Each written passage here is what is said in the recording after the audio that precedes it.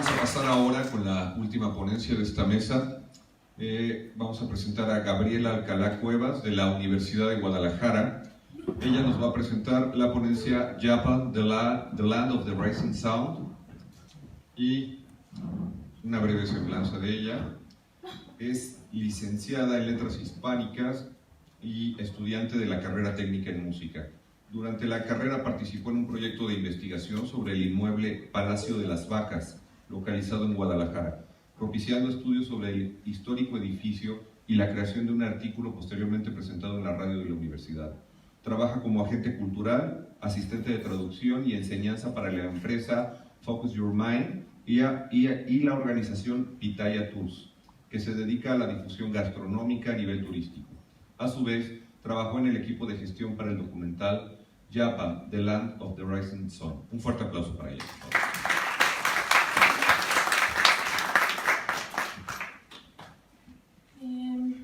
Bueno, para comenzar,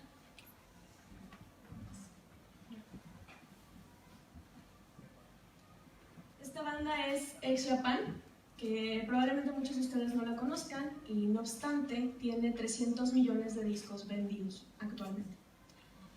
Al ver esta imagen seguro que les viene a la mente el glam o el hair metal, Kiss, Siouxsie Sioux, pero deben saber que esto es Visual Kei y es a la par todo eso y nada de ello. Para poder hablar de ello, comenzaremos con algo de contexto. En el marco de la globalización ocurre un proceso llamado colonización a la inversa, donde las culturas provincianas influyen en las naciones potenciales, facilitando la posibilidad del intercambio y adaptación de industrias culturales, debido a la retroalimentación que ocurre a lo largo del proceso. Lo que mencionaba mi compañero sobre la transculturización. Durante de hecho, se genera la reconfiguración de la identidad a través de la reterritorialización. Es decir, cuando los elementos de una cultura penetran en otra fuera de su contexto original y son adquiridos y adaptados para el contexto nuevo en el que se encuentran.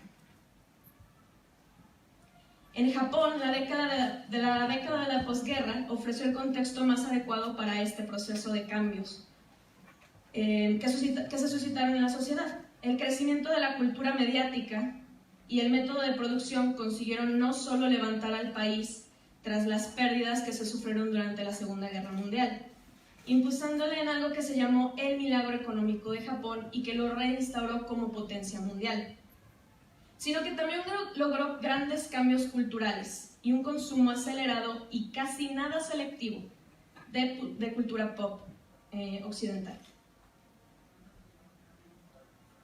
Elvis, Bill Haley y The Beatles llegaron con fuerza a los nuevos mass media américo-japoneses y surgió una oleada de músicos eleki por el nuevo uso adquirido de las guitarras eléctricas en la música japonesa, como The Spiders, los presentes en la foto, y The Shadows, además de los conocidos idols, de donde surge el J-pop. Japón recorrió el camino desde el boogie, el rockabilly, el surfing rock, el folk, el beat, el group sound, con personajes como Kyo Sakamoto, presente en la imagen, que se volvería el primer éxito internacional de Japón en la música occidental, presente en los billboards de Estados Unidos con su canción mejor conocida como Sukiyaki, aunque no es el nombre real de la canción. Se le puso de nuevo el nombre de sukiyaki porque es una comida japonesa y era más fácil para los americanos decir sukiyaki que decir ue o mute aruko, que significa mirando hacia el cielo. Él es la base de lo que se conoce actualmente como el J-pop.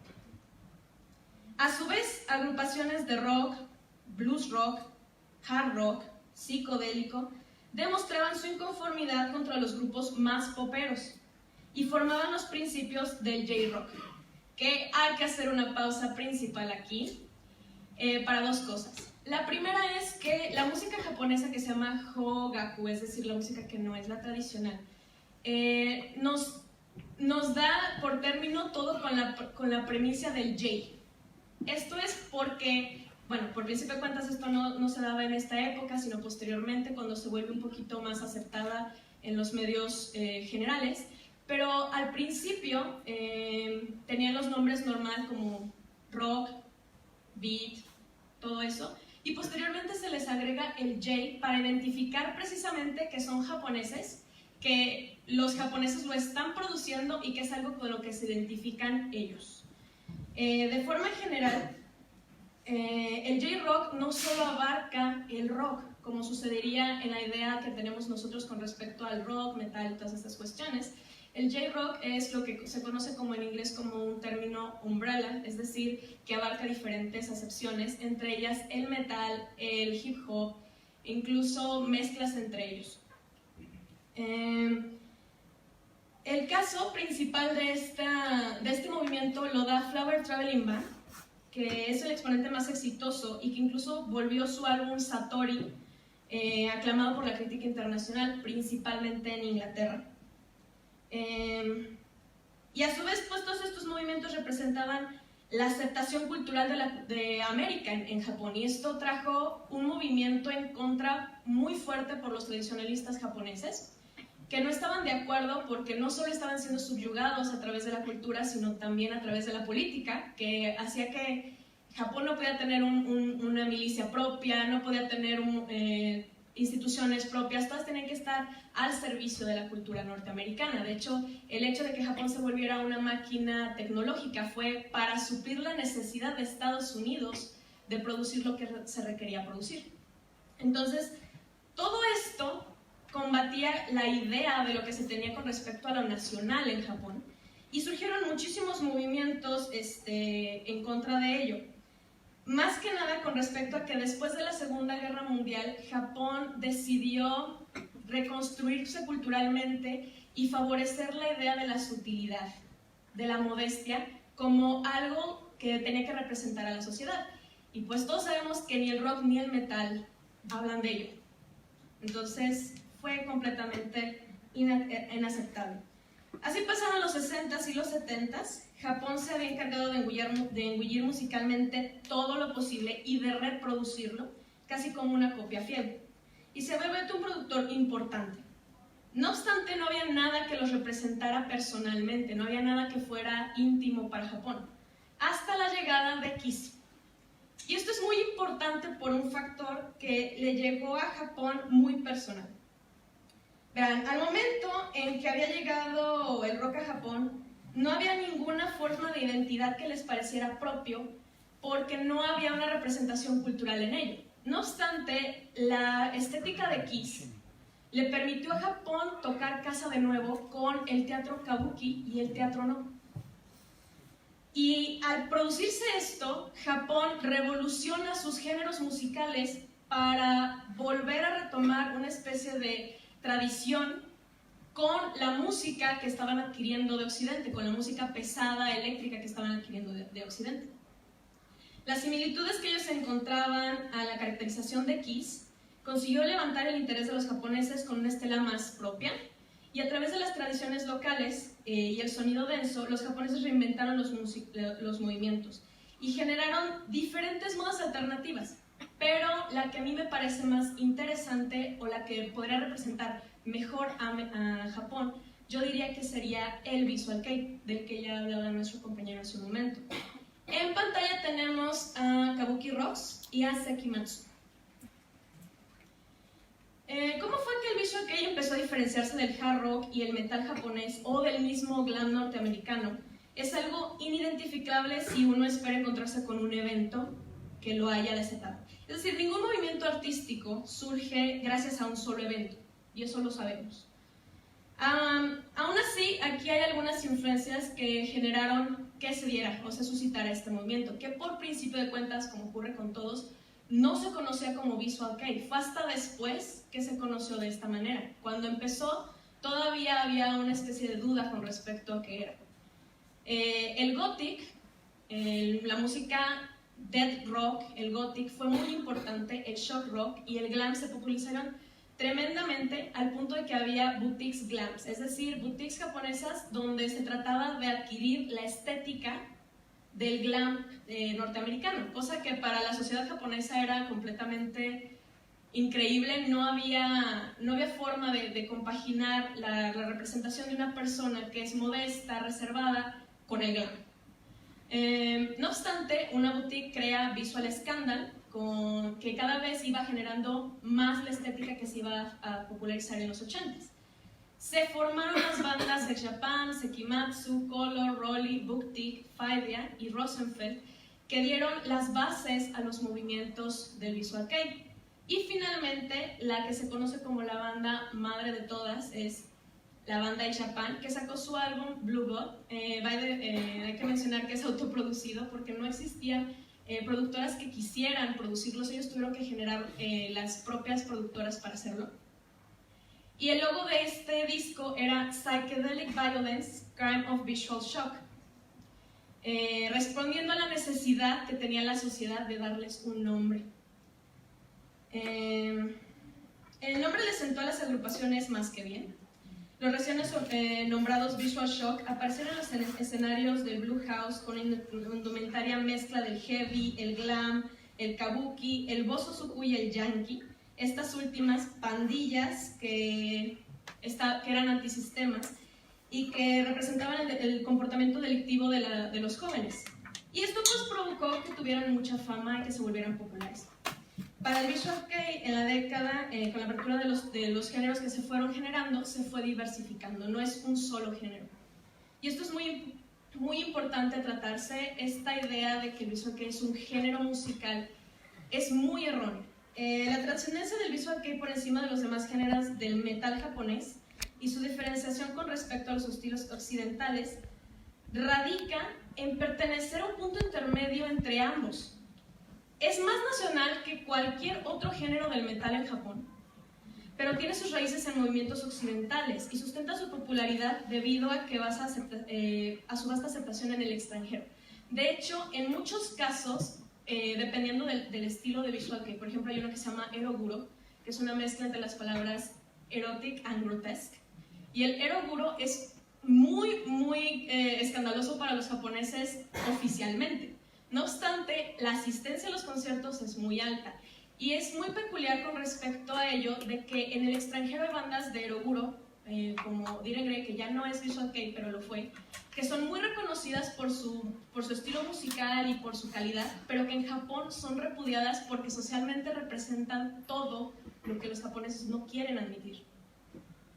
Entonces, es un movimiento que no tiene límites estéticos, que basa su unidad en la extravagancia y prioriza el sentido de la vista, pero que no descuida lo auditivo.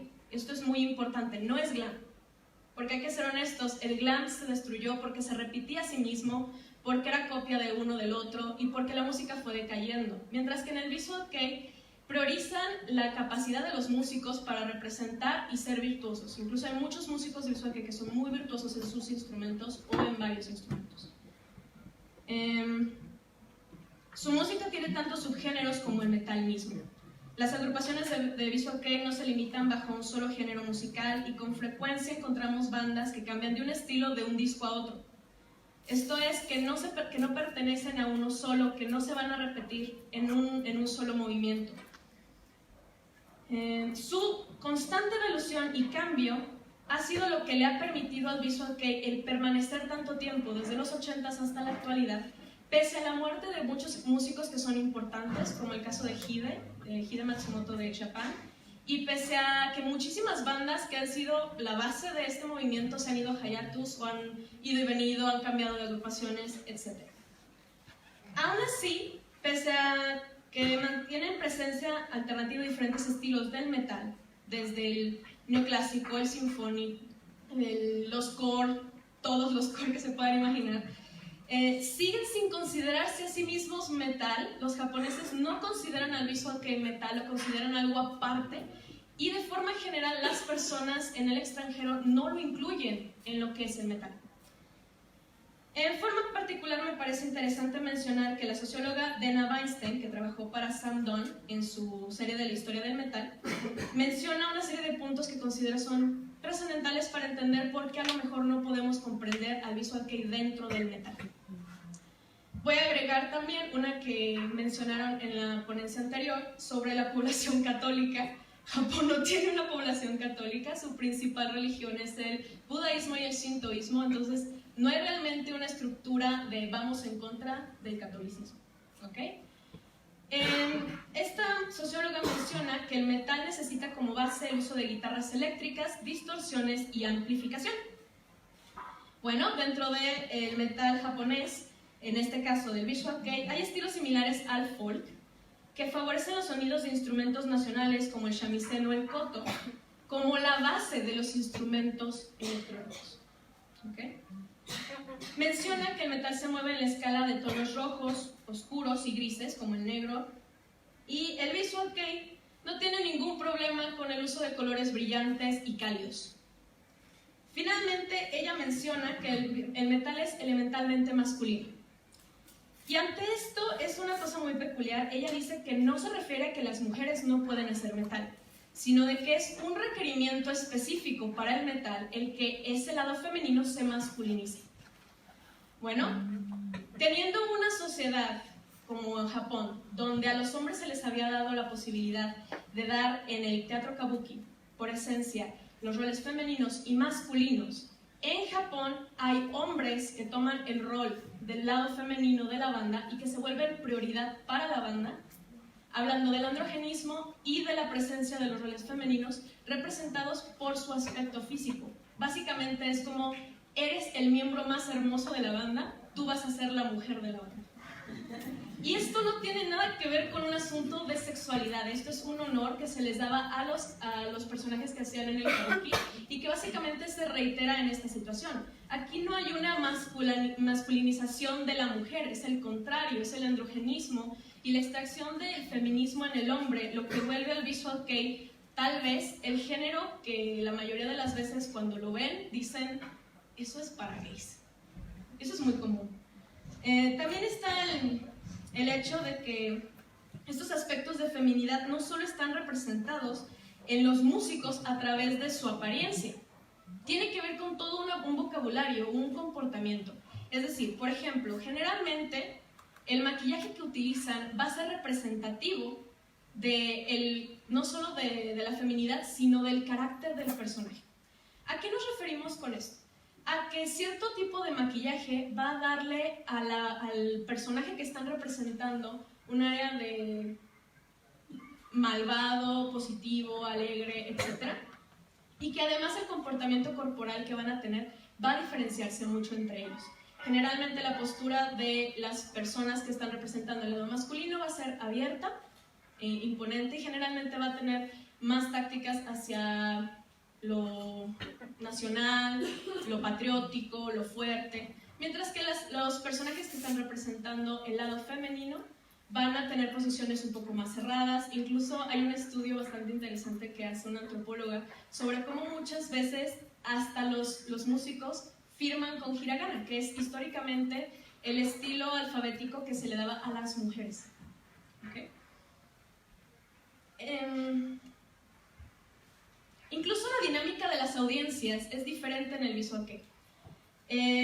Las audiencias tendrán una inclinación a la separación de géneros, organizándose en diferentes grupos que incluyen aspectos como el tiempo que se lleva como fan. Básicamente, entre más tiempo tienes como fan, más derecho tienes de estar adelante. El si eres un fan oficial o no lo eres. Si eres un fan que nada más estás aquí porque es un festival o algo por el estilo, o si realmente eres fan de esta banda. Es algo bastante peculiar porque es algo que no he visto en ninguno de los conciertos que he asistido de otros géneros en el mundo. O sea, si tú vas a un concierto de metal, la gente corre hacia el frente, si es un auditorio general, todos corren hacia el frente y tú estás hasta el frente y para quitarme de aquí me tienes que arrastrar. Jálame el cabello, rómpame la costilla, no sé, algo, para poderme quitar. En Japón, las agrupaciones de fans organizan a los fans. Básicamente dicen, tú ya estuviste aquí 5 minutos, pásate atrás para que los demás puedan ver. Son organizados incluso para sus conciertos de metal.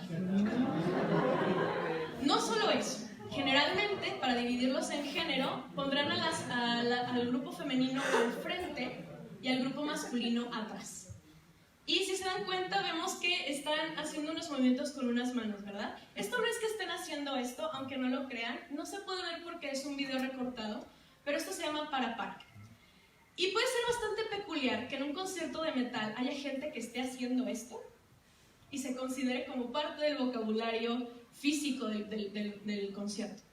Lo cierto es que durante los conciertos los fans organizan a los otros fans para que en determinadas canciones se hagan ciertos movimientos, para que en determinadas cosas se realicen ciertos bailes que son parte de la canción y se vuelven una tradición. Incluso al centro tenemos a Yuno Tajiroba, que es miembro de una banda de Visual Kei, que está dirigiendo a los fans a hacer un movimiento.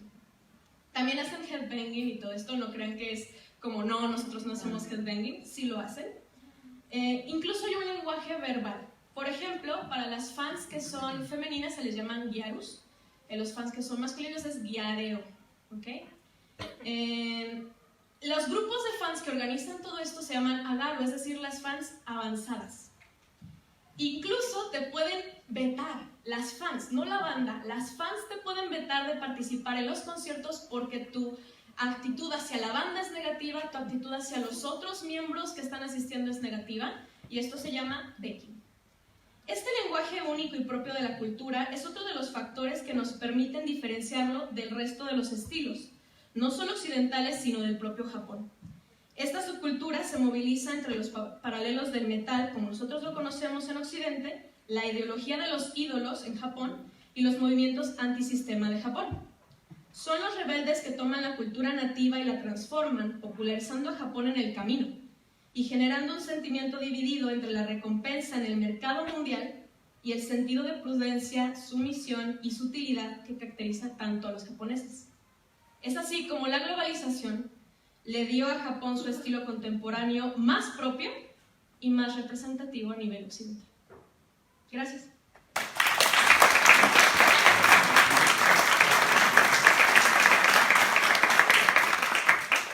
Vamos a abrir una ronda de preguntas y respuestas, por favor. Bea, Ilse. Pues, a mí me encanta, ¿no?, que estas ponencias hablen cuando hay tantos trus, ¿no?, en México. Pues no sé cuántos aquí tengan experiencias en conciertos de japoneses en México, pero me encanta la parte donde dices el más bonito de la banda es el que hace de mujer, ¿no? Y me gustaría más bien complementar con el hecho de que esto no significa que ese miembro sea homosexual. Exacto. De hecho, cuando vino, de la última vez que vino Versalles, una de las bandas que pusiste y hicieron el meet and greet, a la hora de que pasó el guitarrista, bueno, Hisaki, bueno, y que pasamos a saludarlo, no tuvo el menor inconveniente en saludar con voz de hombre, ¿no? Se veía súper bonito, con su cabello chinito, arreglado y todo su vestido, y decía, muchas gracias. De hecho, creo que Hisaki en particular es el que tiene la voz más grave de toda la banda. Entonces, es bastante, el shock que tienes la primera vez que ves a Versailles, y de pronto Hisaki llega y te dice así como que, gracias. Entonces, ¿ok? Porque tiene una apariencia muy femenina, incluso no es una peluca lo que trae, es su cabello real, por cierto. Entonces es todo un ambiente para ellos, pero definitivamente no representa que ellos sean homosexuales. De hecho, Mana, por ejemplo, está casado, Hisaki se rumora, no se sabe que está casado. ¿Por qué se rumora? ¿Por qué no se sabe? Porque la cultura japonesa, en cuestión de la industria de la música, es muy de guardar secretos. No hablan acerca de si tienen relaciones, no hablan acerca de dónde viven, no se sabe dónde estudiaron, no se saben muchas cosas de su vida personal, a menos de que ellos lo digan de forma general. Incluso, por ejemplo, en el caso de Manis Manser estuvo Gacto ahí. Gacto fue un cantante y se decía que, por ejemplo, no se sabía su año de nacimiento, entonces él popularizó un mito de que era un vampiro y tenía 400 años de edad. O sea, son muchas cuestiones de ese estilo. En cuestión de la diferencia con respecto a cómo se trata la industria en México con la industria japonesa, hay muchas diferencias en ese sentido. Me parece que a ti te vi en una conferencia en el DF, de hecho. De hecho, en la otra conferencia que hablé de eso, ¿no?, de cómo era la escena en México. Sí. Bandas japonesas. Sí, exactamente. Sí. Bien, dos preguntas. Vamos con Carla, por favor. Más que pregunta, me gustaría que nos hablaras un poquito acerca del trabajo de campo y cómo lo organizaste. Ok. de forma general, tengo que admitir la triste realidad de que no hay mucha información oficial o legitimizada sobre el visual kei. ¿Por qué se da esto? Por principio de cuentas, no hay libros académicos que lo hablen en japonés como tal. Existen las biografías de propias bandas que publican libros y estas cuestiones, pero no hay mucho estudio sobre ello. De forma más común encontramos dos libros que se llaman Japan Samples y Nihon Roku, me parece, que hablan sobre el rock japonés y un poquito sobre el metal japonés, pero no abarcan el visual kei, ninguno de los dos. Tuve que hacer muchas investigaciones con respecto a esto a través de revistas en japonés que iba consiguiendo, hablar con fans, y es una cosa muy peculiar, pero más que nada, pues internet, blogs, Tumblr, todas esas cuestiones es donde realmente puedes encontrar información sobre estas bandas. Incluso en Wikipedia la información que te dan es muy vaga, muy básica, no tienen definiciones. Los subgéneros del visual kei es la cosa más compleja para definir, porque tú dices, es que esta banda se viste de negro, entonces esto es Furofuko kei, pero de pronto te dicen, no, es que también el Nagoya tiene negro y el Eroguro tiene negro. Entonces es un show porque ellos no tienen un solo género musical. Si tú te metes a revisar, por ejemplo, Japan, te van a decir, tiene clásico, tiene heavy metal, tiene hard rock, tiene speed, tiene hasta sinfónico. Entonces es muchas cuestiones ahí, no hay un género como tal para ellos, y lo han diversificado tanto que no hay clasificaciones y es muy complicado. Con respecto a la información principal, ha sido años de búsqueda y lamentablemente es impublicable porque yo no sé publicar artículos académicos. Entonces lo que tengo son 15 páginas del origen del visual kei contado como lo conté ahorita. Es lo que hay. Si les interesa ver la historia del visual kei que yo he recopilado, lo puedo hacer llegar, no sé, de alguna forma, porque no hay información. Bien, les pido que sean breves las preguntas. Terminamos con la tuya y levanta la mano. Y cerramos la mesa, por favor. Vamos a regresar a las 4:30 de la tarde para abrir una mesa sobre economías e industrias culturales. Adelante, por favor, la pregunta. Bueno, yo tenía medio conocimiento de eso porque, vaya redundancia, conocidos, amigos que les gustan estas cosas.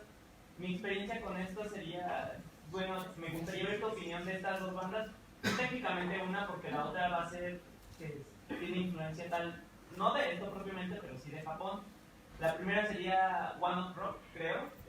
La conozco, me gusta mucho, está muy chida. Quisiera ver tu opinión, porque de bandas recientes, pues solo vi, creo que ahí identifiqué como dos. Hablaste más de no sé cuál, donde están desnudos con las motos. La veo como ochentera, noventera, más retro esa. Y esta banda es, creo que de Inglaterra, Tokyo Blade, que no sé si tenga alguna relación con esto, los conozcas. Okay. Bueno, por principio de cuentas, la banda que mencionas no es visual kei, es psychedelic rock, se llama Flower Traveling Band. Su disco Satori es muy bueno si tienen oportunidad de escucharlo. Con respecto a One Ok Rock. One Ok Rock es una banda que se popularizó muchísimo porque sus letras por principio de cuentas están en inglés, y a diferencia de la mayoría de las bandas, Taka sí puede pronunciar inglés, entonces sí le entienden. La situación con esto es que One Ok Rock es una banda de pop rock y no está en la escena del visual kei. One Ok Rock es más al estilo Johnny's, que es un estilo de idols o J-pop, es una mezcla entre ambos. No tengo nada en contra de One Ok Rock, es una muy buena banda, se ha presentado en México creo que ya 2 veces o 3 veces, y es muy popular, es una buena banda, solamente no está dentro del género. Lo mismo pasa con Baby Metal. Baby Metal no es una banda de visual kei, ¿ok? Yo sé que tiene muchos aspectos visuales y este rollo, pero ellos mismos lo definieron como kawaii metal, ¿ok? Es un género nuevo, del que no se puede hablar ahorita, por ejemplo, en el sentido de que sea el elemento más representativo, tomando en consideración que para los japoneses todo este rollo de lo bonito es extremadamente importante.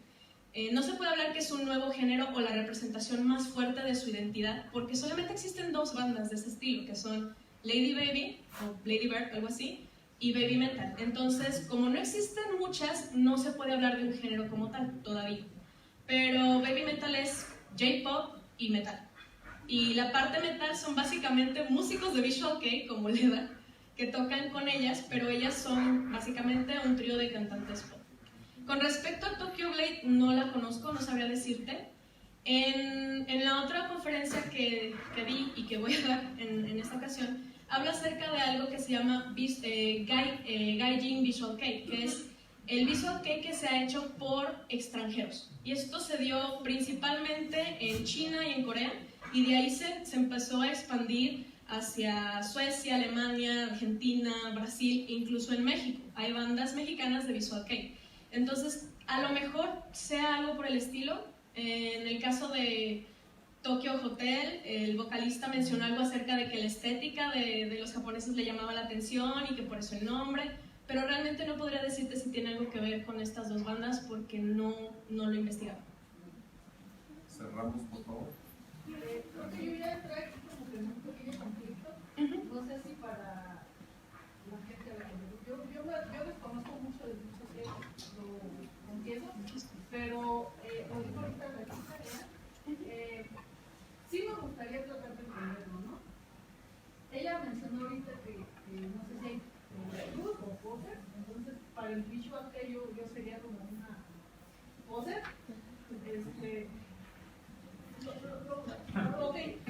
No, ella no estaba mencionando que en el Visual Kei hubiera true o posers, estaba diciendo que en medio de las conferencias sobre true, metal y todas esas cuestiones, esta conferencia me parecía peculiar. Creo que eso fue lo que entendí que estabas diciendo, ¿no?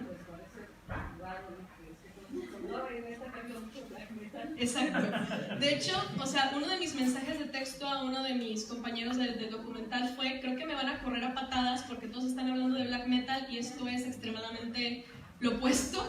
Entonces, pero no, o sea, sí existe una idea acerca de que los nuevos fans son falsos fans, no en el sentido de que no sean verdaderos visuales y esas cosas, sino por el sentido de que se han hecho fans de las bandas por moda. Y más que nada por el hecho de que el K-pop se está volviendo muy popular. Que lo agarran de... son chinos todos y todos se parecen y ya. Pero en realidad, pues es nada más eso. De forma general, a los conciertos de Visual Kei, por ejemplo, en el que se dio en el 2016, que fue en el 2016 o 2015, que fue el Japan Live, en donde estuvo Jupiter y Diren Grey, tú podías ver personas que eran completamente fanáticos del Visual Kei, personas a las que les encantaba el anime, y a los true metalheads, que llegaban con sus melenas súper largas, los estoperoles y cosas así, la chamarra de cuero, que se ponen así con su cara de soy el guarura de la banda o algo por el estilo. Y hay presencia de todos ellos, no hay una distinción en ese aspecto respecto a los fans.